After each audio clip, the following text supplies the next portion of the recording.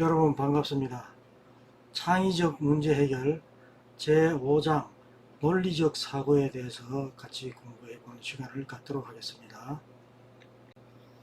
자, 오늘 여러분들과 같이 할 내용은요, 먼저 논리적 사고란 어떤 것인지에 대해서 살펴보고, 그리고 논리적 사고를 구성하는 구성 요소들이 있습니다. 그 논리적 사고의 구조가 어떻게 되어 있는지 살펴보도록 하겠습니다. 그리고 두 번째로 변수란 무엇인지, 그리고 변수의 종류가 여러 가지가 있는데 상관관계라든지 인과관계, 그리고 조절 변수 같은 이런 변수들이 있는데 그런 변수들 간의 관계가 어떻게 되는지 살펴보도록 하겠습니다. 그리고 마지막으로 논리적 사고를 통해서 우리가 어떤 결론을 도출해야 될 텐데요. 이러한 결론을 도출하는 방법이 여러 가지가 있겠습니다만 그 중에서 대표적으로 기납법과 연역법, 그리고 변증법에 대해서 공부해 보는 시간을 갖도록 하겠습니다. 오늘의 학습 목표입니다. 오늘의 이 학습을 통해서 여러분들은 논리적 사고의 개념을 설명할 수 있어야 하고요. 그리고 논리적 사고의 구조를 이해하고 설명할 수 있어야 되겠습니다. 또한 기납법과 연역법, 그리고 변증법이 어떤 것인지 이해하고 설명할 수 있어야만 되겠습니다. 우선 첫 번째, 논리적 사고의 개념과 구조에 대해서 살펴보도록 하겠습니다. 이 논리적 사고는 직장 생활 중에서 지속적으로 요구되는 능력이라고 볼 수 있습니다. 업무 수행 중에서 만든 계획이나 주장을 주위 사람들에게 이해시키고 실현하기 위해서는요, 체계적으로 설득하는 과정을 거쳐야 되는데 이때 필요한 것이 바로 논리적 사고라고 볼 수가 있겠습니다. 이 논리적 사고는 사고의 전개에 있어서 먼저 이슈를 잘 파악하고요. 그 파악한 이슈에 대한 전후 관계를 잘 살피고 아이디어를 평가하는 능력이다, 이렇게 말을 할 수가 있는데요. 이 논리적 사고가 돼야만 우선 논리적 표현이 가능하고, 그리고 다른 사람에게 공감을 줄 수가 있고 다른 사람을 움직일 수 있게 되겠죠. 그리고 다른 사람을 설득하기 훨씬 쉬워질 것입니다.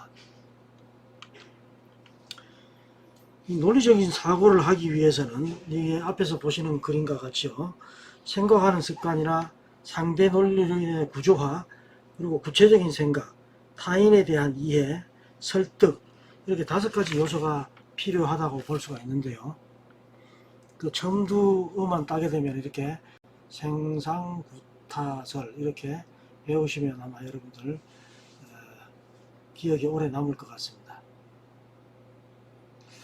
먼저 첫 번째로 생각하는 습관부터 살펴보도록 하겠습니다. 이 논리적 사고에 있어서 가장 기본이 되는 것은 늘 생각하는 습관을 들이는 것입니다. 생각할 문제는 우리 주변에서 쉽게 찾아볼 수가 있겠죠.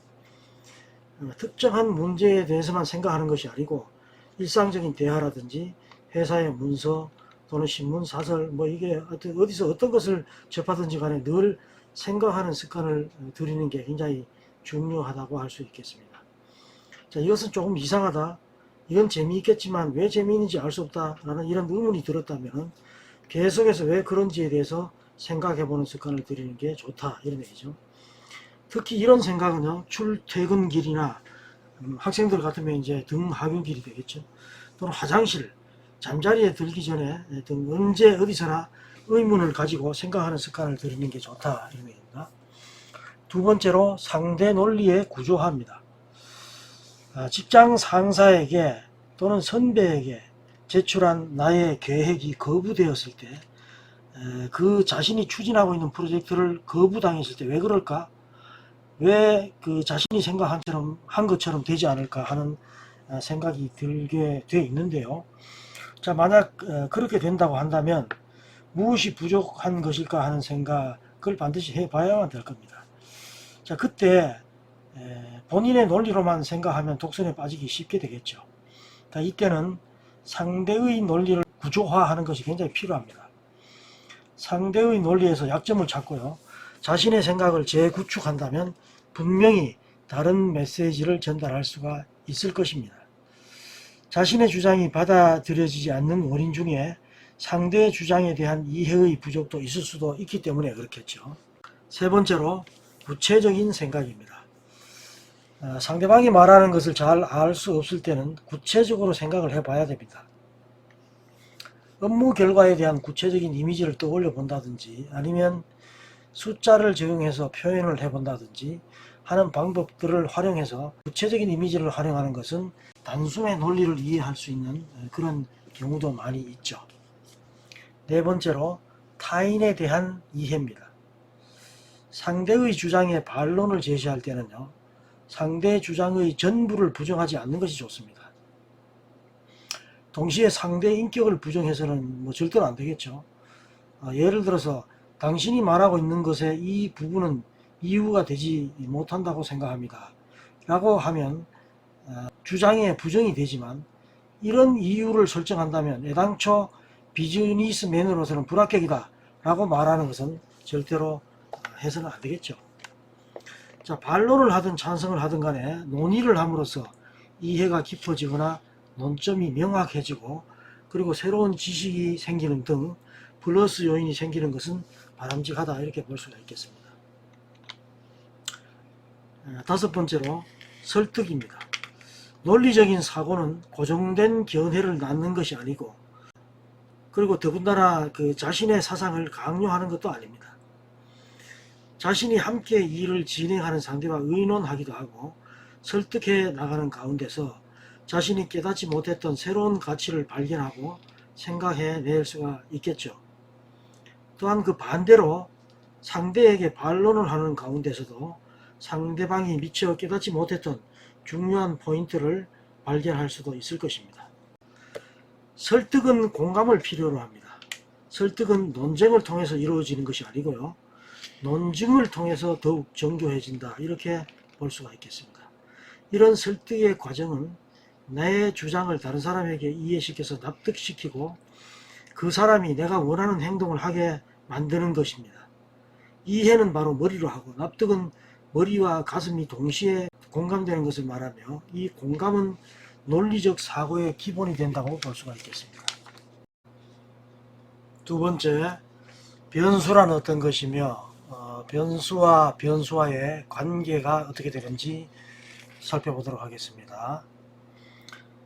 심리학이란 인간의 마음에 대한 수량적 측량, 즉 인간의 심리 상태를 측정하는 것을 심리학이라고 얘기하는데, 이 심리학에서 측정을 위해서 사용되는 도구로는 여러 가지가 있겠습니다만, 우선 질문지를 이용한다든지 그리고 반응 시간과 같은 행동 지표를 사용하는 방법들이 있습니다. 자, 심리학에서 왜 측정을 하는가 하면요, 숫자가 많은 모집단에 대한 측정은 현실적으로 불가하다고 볼 수가 있겠죠. 따라서 표본, 즉 샘플로부터 얻은 결과를 통해서 모집단이 어떤 성격을 가지고 있는가 하는 것을, 경향을 예측하기 위해서 측정을 하는 것입니다. 그 측정을 하고 나서요, 이런 여러 가지 측정 값들을 놓고 그 다음부터 해야 할 일이 무엇인가 하면 바로 왜냐하면 이라는 질문에 대한 대답을 내놓는 것입니다. 자, 예를 들어서 한번 보겠습니다. 연구자 A는 우리나라 대학생들은 남학생들이 여학생보다 더 행복하고 느낀다 라고 하는 하나의 결과를 얻었다고 합니다.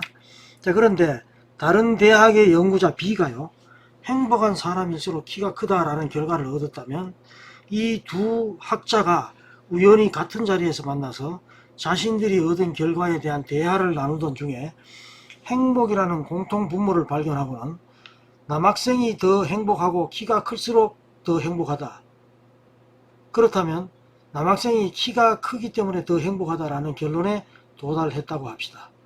과연 이 결론은 옳은 결론일까요? 당연히 아니겠죠. 왜냐하면 이것은 개별적인 상관관계와 인과관계에 대한 이해를 잘못한 것 때문에 그런 것이죠. 이 변수와의 관계를 먼저 살펴보기 전에 상관관계와 인과관계가 어떤 것인지를 살펴보도록 하겠습니다. 자, 먼저 신장과 몸무게의 관계에 대해서 살펴보겠는데요. 키가 보통 큰 사람은 몸무게가 더 나가는 경향이 있죠. 자, 이 경우에 이 신장과 몸무게 이 두 개의 변이는요 상관이 있다 이렇게 이야기할 수 있을 것입니다. 그래서 신장과 몸무게는 코릴레이션 관계가 있다 이렇게 이야기할 수 있는 겁니다. 그럼 상관이란 뭐냐? 바로 한 변인의 값이 다른 변인의 값과 체계적으로 관련되어 있다라는 것을 바로 상관이 있다 이렇게 얘기를 합니다. 그래서 A와 B 두 개의 변인이 상관되어 있다라는 사실은요 반드시 A가 B의 원인이다 또는 B가 A의 원인이다 이렇게 말할 수는 없습니다. 상관관계라는 것은요 두 변수 간에 일정한 관계가 있다라는 것인데 한 변수의 변화가 다른 변수의 변화와 관련이 되는 것이죠. 다만 무엇이 원인이고 무엇이 결과인지는 알 수가 없습니다. 경제학의 경기 변동론에서 말하는 변수들의 공행성 같은 것이 바로 상관관계라고 볼 수가 있겠죠. 다음으로 인과관계는요 상관관계에서 원인과 결과의 관계까지 명확히 밝힌 것이라고 보면 됩니다. 좀 더 구체적으로 이야기를 한다면 원인 변수의 발생 변경이 결과 변수보다 시간적으로 앞서야만 됩니다. 그리고 원인 변수와 결과 변수 간의 상관관계가 있어야만 됩니다.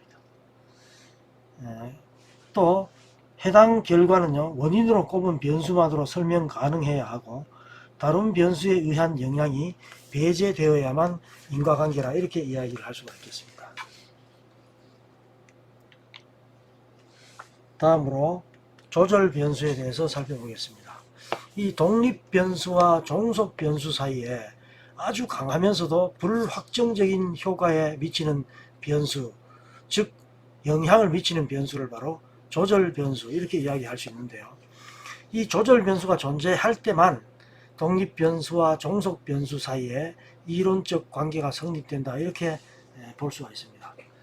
이 조절 효과는 바로 A에서 C에 미치는 관계 자체는 적합하지만은 이런 관계가 어떤 특정한 변수에 의해서 달라질 수 있다는 것입니다. 예를 들어서 월수입과 행복 간의 관계에서 성별에 따른 조절 효과는 남성이 월수입이 행복에 미치는 영향 정도와 여성의 월수입이 행복에 미치는 영향 정도는 분명히 다를 것입니다. 그래서 이때 월수입이 행복에 미치는 영향에서 성별은 바로 조절 또는 중재 효과를 보인다고 볼 수 있겠죠. 이럴 때 바로 이 성별을 조절 변수라고 이야기할 수 있을 것입니다. 또 직무 노력이라는 독립 변수가 업무 성과라는 종속 변수에 영향을 미친다는 관계에서 그 관계가 직무에 대한 지식 수준의 고, 중, 저에 따라서 차이가 있다고 가정한다면 직무에 대한 지식 수준은 바로 조절 변수가 되는 것이죠. 또한 그 광고물에 대한 소비자의 반응도 그들의 개성이나 연령 또는 소득 수준 등에 의해서 영향을 받게 되는데요. 이 경우는 개성이나 연령, 소득 수준 이런 것들이 바로 조절 변수가 된다 이렇게 볼 수가 있겠습니다.